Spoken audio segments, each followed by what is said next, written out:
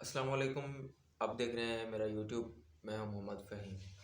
ناظرین، پاکستان کو اس وقت آزاد ہوئے تقریباً 75 سال ہو گئے ہیں، اور 75 سال سے ہم ایک غلامی کی زنجیروں میں بندھے ہوئے ہیں، اور اس غلامی کی زنجیروں کو ہم توڑنے میں مسلسل ناکام ہوتے جا رہے ہیں۔ اور یہ زنجیریں ہمیں باندھنے والا کوئی اور نہیں، وہ بھی ہمارے اپنے ہی ہے۔ ناظرین، اس وقت جو وہ ممالک جو ہم سے بعد آزاد ہوئے تھے، انہوں نے اتنی ترقی کر لی ہے کہ آج وہ ہماری طرح دوسروں کے آگے ہاتھ پھیلانے سے قاصر ہے، ہاتھ نہیں پھیلاتے۔ لیکن پاکستان آج بھی اسی طرح ہے جیسے جس دن آزاد ہوا تھا، بالکل ویسے ہی حالات پاکستان میں اب بھی موجود ہیں۔ ہر 2 سال 3 سال بعد کوئی نہ کوئی نیا ایک ایسے سمجھ لیں، کیا کہہ لیں کہ چابی والا کھلونا میں کہہ سکتا ہوں کہ وہ آتا ہے، وہ اپنا یہاں پر اپنا تماشا دکھاتا ہے۔ جیسے مداری نا کوئی رول کر رہا ہوتا ہے اور وہ لوگوں کو جمع کر لیتا ہے، تو وہ اپنی باتوں سے لوگوں کو متوجہ کرتا ہے اسی طرح، اور لیکن اس کی باتوں سے کوئی فائدہ نہیں ہوتا، وہ صرف اور صرف لوگوں کو بیوقوف بناتا ہے۔ بالکل اسی طرح آج بھی کوئی نہ کوئی مداری آتا ہے، وہ اپنے مدار فن سے لوگوں کو لبھاتا ہے، ان کی توجہ حاصل کرتا ہے اور ان کو بیوقوف بناتا ہے۔ ہر کسی کا الگ الگ طریقہ ہے، کوئی بریانی بانٹتا ہے، کوئی one two five motorcycle بانٹتے ہیں، اور آج کل تو سنا ہے کہ وہ جنت کی ٹکٹیں بھی بانٹ رہے ہیں۔ کتنی ترقی کر لی ہے بھائی۔ اچھا، تو 75 سال میں اور آج بھی دوسروں کے رحم و کرم پر ہم اپنی زندگی جی رہے ہیں۔ جب مشکل پیش آتی ہے تو دوسرے ملکوں کے آگے ہم ہاتھ پھیلاتے ہیں کہ ہماری تھوڑی بہت مدد کر لیں۔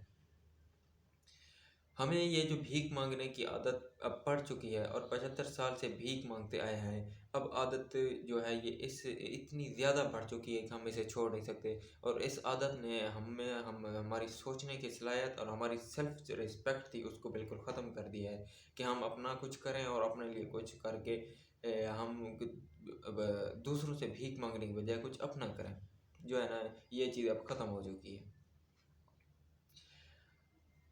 ہمیں تھوڑی سی بھی شرم محسوس نہیں ہوتی۔ آخر اس کے پیچھے کون ہے جس نے پاکستان کو گردن سے پکڑا ہوا ہے کہ میں تمہیں آگے نہیں بڑھنے دوں گا؟ آپ سب سے درخواست ہے کہ میرے چینل کو سبسکرائب کریں، اور کمنٹس میں لازمی کرنا ہے، اپنا فیڈ بیک بھی لازمی دینا ہے۔ اچھا ناظرین، جب سے میں نے ہوش سنبھالا ہے، میں ایک بات سنتا آ رہا ہوں، کیا کہ اس وقت پاکستان نازک دور سے گزر رہا ہے، بہت ہی مشکل حالات ہیں۔ پاکستان وینٹیلیٹر پر ہے، کچھ بھی ہو سکتا ہے۔ اگر ہمیں بھیک نہ ملی تو ہم کریش کر جائیں گے، ہم ڈیفالٹ ہو جائیں گے۔ یہ اب کی کہانی نہیں ہے، یہ اس وقت میری عمر تقریباً 21-22 سال میری ایج ہے، اور میں یہ الفاظ مسلسل سنتا آ رہا ہوں۔ کبھی کوئی آرمی چیف بولتا ہے، کبھی کوئی وزیر اعظم بولتا ہے، کبھی کوئی ان کا وزیر بولتا ہے، اور یہ الفاظ میں مسلسل سنتا آ رہا ہوں کہ پاکستان اس وقت نازک دور سے ہے۔ میں یہ پوچھنا چاہتا ہوں، ہم سب کو یہ سوال پوچھنا چاہیے، جو ہمارے اوپر یہ مداری بیٹھے ہیں، جو اشرافیہ بیٹھی ہے، کہ آخر کار یہ جو نازک دور ہے، یہ صرف اور صرف ہمارے لیے ہے، عوام کے لیے ہے، یا آپ لوگوں کے لیے بھی ہے؟ ہر وقت آپ یہ رٹ لگاتے ہیں کہ یہ نازک دور ہے، نازک دور سے پاکستان اس وقت گزر رہا ہے۔ کیا پاکستان کے نصیب میں صرف اور صرف نازک دور رہے گا، یا یہ آگے بھی ہمیشہ نازک دور ہی رہے گا؟ کبھی حالات بدلیں گے یا نہیں؟ اور کیا یہ صرف عوام کے لیے ہے، جبکہ آپ کے اور آپ کے آل اولاد ماشاءاللہ شاہانہ لائف سٹائل سے باہر کی دنیا میں وہ آرام اور سکون اور عیاشی کی زندگی بسر کر رہے ہیں، حتیٰ کہ وہ پاکستان آنا ہی گوارہ نہیں کرتے، اور جب آپ سروس سے باہر ہوتے ہیں تو آپ کو 1 منٹ بھی یہاں رکنا نہیں آتا۔ کبھی آپ دبئی میں نظر آتے ہیں، کبھی آپ آسٹریلیا کے جزیروں میں نظر آتے ہیں، کبھی آپ لندن میں نظر آتے ہیں، آپ کو تو 1 منٹ پاکستان میں رکنا نہیں آتا۔ تو کیا صرف یہ نازک دور آپ پاکستانی عوام کے لیے لے آتے ہیں، یا آپ لے آتے ہیں، یا یہ خود بخود آ جاتا ہے؟ یہ بہت بڑا سوال ہے جو ہم سب کو پوچھنا چاہیے ہمارے اشرافیہ سے، کہ آخر کار اس کی وجہ کیا ہے، یہ کب ختم ہوگا؟ ہم دیکھ لیں کہ ہماری عدلیہ، ہمارے اسٹیبلشمنٹ اور ہمارے سیاستدان ہم آج سے 5-10 سال پہلے ان کے فائنینشلی سٹیٹس کو دیکھیں اور آج ان کے فائنینشلی سٹیٹس کو دیکھیں تو زمین آسمان کا فرق ہے۔ جب یہ پاور میں نہیں ہوتے تو ان کے پاس کچھ نہیں ہوتا، جب یہ پاور سے جاتے ہیں تو ان کے پاس سب کچھ ہوتا ہے جو کسی کے پاس نہیں ہوتا۔ تو کیا جو باہر سے بھی عوام کے نام پر یہ بھیک لیتے ہیں وہ عوام پر بھی خرچ ہوتی ہے یا خود بخود ہی یہ لے جاتے ہیں؟ یہ بہت بڑا سوال ہے، یہ ہم سب کو پوچھنا چاہیے۔ جب اور کچھ بڑے لوگوں سے ہاں زبردستی کے اس وقت کچھ لوگ ایسے بھی ہیں جو اس ملک کے اوپر قابض ہے، اس مشکل حالات سے دو چار پاکستان کو بہت ضرورت ہے ایک ایسے لیڈر کی جو آ کے پاکستان کو ایک ایسی سمت میں لے جائے کہ جہاں ہمیں ہمیں وہ ہمارا حق مل سکے جس کی ہمیں ضرورت ہے، جس کو پاکستان کی ضرورت ہے۔ اور وہ ایک ایسا لیڈر آیا تھا اور اس لیڈر نے جب آواز بلند کی تو پھر اس لیڈر کا کیا حشر نشر ہوا وہ بھی ہمارے سامنے ہے۔ اچھا ناظرین، یہ ایک تاریخ ہے پاکستان کی کہ جب بھی کوئی بندہ حق پر بات کرتا ہے، ظالم کے آگے ڈٹ کر کھڑا ہوتا ہے تو وہ آسان نہیں ہوتا۔ اگر ہم آج سے پہلے تاریخ میں دیکھیں جب حضرت محمد صلی اللہ علیہ وسلم نے لا الہ کا نعرہ بلند کیا تھا کافروں کے سامنے تو آپ صلی اللہ علیہ وسلم کے سامنے کتنی مشکلات آئی تھیں۔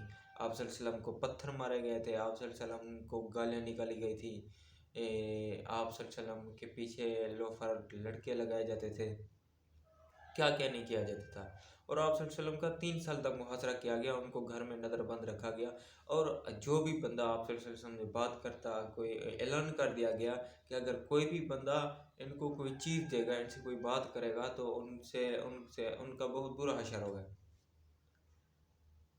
ہاں ہم دیکھ لیں کہ بالکل وہی صورتحال ہے آج۔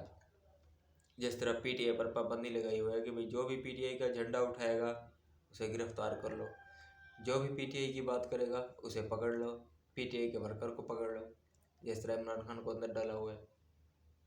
جو باطل ہوتا ہے، جو جھوٹ ہوتا ہے وہ ہمیشہ آزاد ہوتا ہے، اس کے اوپر کوئی مشکل نہیں ہوتی، اور جو حق ہوتا ہے، حق سچ ہوتا ہے، وہ بہت مشکل میں ہمیشہ رہتا ہے۔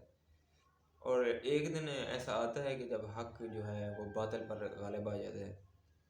تو جب آپ صلی اللہ علیہ وسلم نے ان ساری مشکلات کا سامنا کیا اور اس کے بعد جب وہ اس سے نکلے اور کس طرح انہوں نے اس طرح عروج پایا کہ وہ پھر پوری دنیا پر انہوں نے حکومت کی اور سب باطل کو آپ صلی اللہ علیہ وسلم نے مٹا کے رکھ دیا۔ انشاءاللہ ہمیں مایوس نہیں ہونا چاہیے، یہ وقت بھی آئے گا کہ یہ باطل جو جتنے بھی باطل اس وقت ہمارے اوپر فرعون بن کے بیٹھے ہیں یہ سارے نیست و نابود ہو جائیں گے۔ ہمیں اس بات پر یقین رکھنا چاہیے، اللہ پہ یقین رکھنا چاہیے، کیونکہ ہم تاریخ کو جب دیکھتے ہیں، میں جب تاریخ کو دیکھتا ہوں تو مجھے اتنا یقین ہو جاتا ہے کہ یہ وقت جو ہے نا یہ ختم ہونے والا ہے، یہ فرعونیت ختم ہونے والی ہے۔ تو اس وقت اس اشرافیہ کے لیے جو حکومت پاکستان پر کرتے ہیں، مگر ان کی جائیدادیں، ان کا مال اور ان کی اولادیں امریکہ، برطانیہ اور لندن میں آرام کی زندگی بسر کرتے ہیں۔ ناظرین، یہاں سوال یہ بنتا ہے کہ جب پاکستان آزاد ہو رہا تھا تو اس وقت پاکستان کے حصے میں کیا صرف یہی اشرافیہ آ رہی تھی؟ جو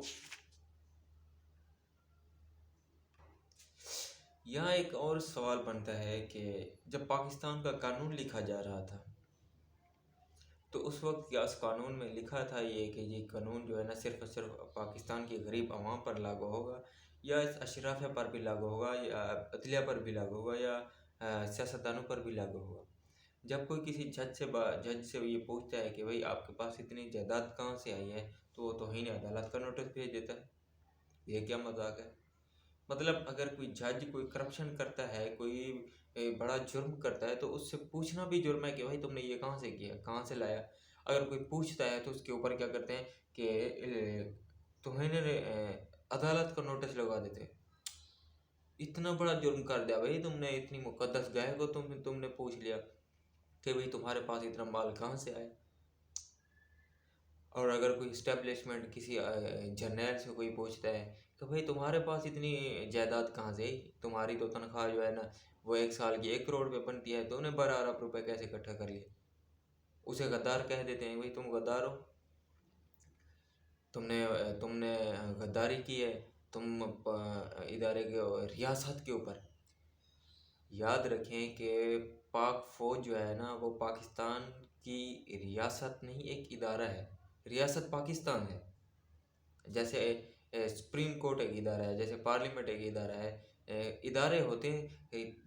پاک آرمی ایک ادارہ ہے، اسٹیبلشمنٹ، یہ کوئی ریاست نہیں ہے۔ اچھا، تو آگے سے کیا جواب آتا ہے جب کوئی ان سے سوال پوچھتا ہے کہ بھئی آپ نے یہ کیوں کیا، تو وہ آگے سے کہتے ہیں کہ بھئی تم نے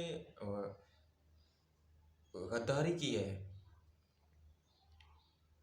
اندازہ کر لیں آپ کہ ہم کس ماحول میں، ہم کس آج کے دور میں ہم جی رہے ہیں کہ اگر کوئی کسی سے سوال پوچھتا ہے ان سے تو وہ اتنے مقدس ہیں، اتنے ان کا ایک مقام ہے انہوں نے اپنا بنایا ہوا کہ ان سے کوئی سوال بھی نہیں پوچھے کہ تمہارے پاس یہ کہاں سے آیا ہے۔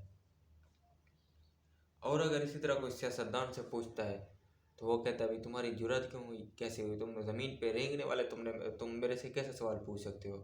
آج تک ان سب نے پاکستان میں دیکھ لیں تعلیم کا نظام، ان سب نے اس لیے تعلیم ہمیں نہیں دی، ہمیں جہل رکھا ہماری نسلوں کو، کہ کیونکہ انہیں پتہ تھا کہ اگر مزدور کا بیٹا پڑھ لکھ گیا تو اس کے دماغ میں سوچ بچار آ جائے گی، وہ سمجھ آ جائے گی، وہ ہمارے سے سوال کرے گا، ہمارے سے پوچھے گا۔ تو انہوں نے تعلیم ہی نہیں دی، انہوں نے جہل رکھا، انہوں نے کیا کہا کہ ان کو روٹی کے پیچھے لگائے رکھو، ان کو آٹے کے پیچھے لگائے رکھو، ان کو گھڑی کے پیچھے لگائے رکھو۔ اور جو ہماری قوم ہے وہ آج تک گھڑی کے پیچھے لگی ہوئی ہے، آٹے کے پیچھے، بس روٹی کے پیچھے لگی ہوئی ہے، کچھ پتہ ہی نہیں ہے۔ ایک آدمی بیٹھتا ہے یہاں سے ہزاروں کوسوں کلومیٹر دور، اربوں خربوں کے اپارٹمنٹ میں لاکھوں کروڑوں کے صوفے سیٹ کے اوپر بیٹھ کر جو ایک وقت میں لاکھوں روپے کا ناشتہ کرتا ہے، وہ کہتا ہے مجھے پاکستانی عوام کا درد ہے۔ اور یہاں کچھ بے وقوف لوگ ہوتے ہیں جو نعرے لگاتے ہیں ان کے لیے کہ بھئی واقعی ہمارا لیڈر ہمارے لیے بول رہا ہے۔ اس طرح نہیں ہوتے لیڈر اس طرح ہوتے ہیں جو اس وقت جو یہاں ہوتے ہیں، عوام کا درد محسوس کرتے ہیں، پاکستان کا درد محسوس کرتے ہیں، اور وہ یہیں پاکستان کے اندر ہی جیتے مرتے ہیں۔ ہمارے ایسے لیڈر ہیں کہ وہی صحیح حکومت کرنے کے لیے یہاں آتے ہیں، یہاں سے سب کچھ اکٹھا کیا، بوریاں بھری مال اکٹھا کر کے اپنے کندھے پہ رکھا اور باہر چلے گئے، وہاں رہ گئے جب ان کو مناسب لگا کہ اب پاکستان چلے جانا چاہیے تو وہ وہاں سے واپس آ جاتے ہیں، اور یہاں کچھ بے وقوف بریانی کے اوپر بک جانے والے جو ہے ان کا استقبال کرنے کے لیے کھڑے ہوتے ہیں۔ اور پاکستان میں اس وقت جو سب سے بڑا جھوٹ بولا جا رہا ہے کہ قانون سب کے لیے برابر ہے، سفید جھوٹ جسے کہتے ہیں کہ سفید جھوٹ، کہ قانون سب کے لیے برابر ہے۔ ارے بھائی تمہارے اوپر تو یہ قانون لاگو ہوتا ہی نہیں ہے، نہ جرنیلوں کے اوپر لاگو ہوتا ہے، نہ عدلیہ کے اوپر لاگو ہوتا ہے، نہ سیاستدانوں کے اوپر لاگو ہوتا ہے، تو پھاڑ دو نا اس قانون کو۔ اس قانون کی تو ضرورت ہی نہیں ہے، جب غریب کو ویسے ہی تم لوگوں نے رودنا ہے، اس کی چٹنی نکالنی ہے، تو پھر فائدہ نہیں ہے نا اس قانون کو، ایک مذاق کو۔ سپریم کورٹ بھی ختم کر دو۔ میں آج چیف جسٹس صاحب سے درخواست کرتا ہوں کہ آپ، یہ بہت بڑا مقام ہے جس کے اوپر آپ بیٹھے ہیں، اگر آپ اس کا حق ادا نہیں کر سکتے تو آپ کو کوئی حق نہیں ہے کہ اس کے اوپر بیٹھیں۔ آپ مہربانی کر کے یہاں سے اتر جائیں، کیونکہ ابھی تو آپ کچھ نہ کچھ کر کے یہاں سے اپنا ٹائم پورا کر لیں گے، لیکن اس کا آگے سے جو آپ سے پوچھ گچھ ہوگی وہ بہت بڑی ہے۔ سوچیں آپ اس ملک کے لیے، پاکستان کی غریب عوام کے لیے جو 75 سال سے ترس رہے ہیں، پاکستان جو ہے نا اپنے پاؤں پہ کھڑا ہو۔ انشاءاللہ ملیں گے نیکسٹ ویڈیو میں، آج کے لیے اتنا ہی کافی ہے۔ اپنا فیڈ بیک ضرور دیجیے گا، اور آپ سے گزارش ہے کہ میرے چینل کو سبسکرائب بھی ضرور کیجیے گا۔ انشاءاللہ ملیں گے نیکسٹ ویڈیو میں۔ اللہ حافظ۔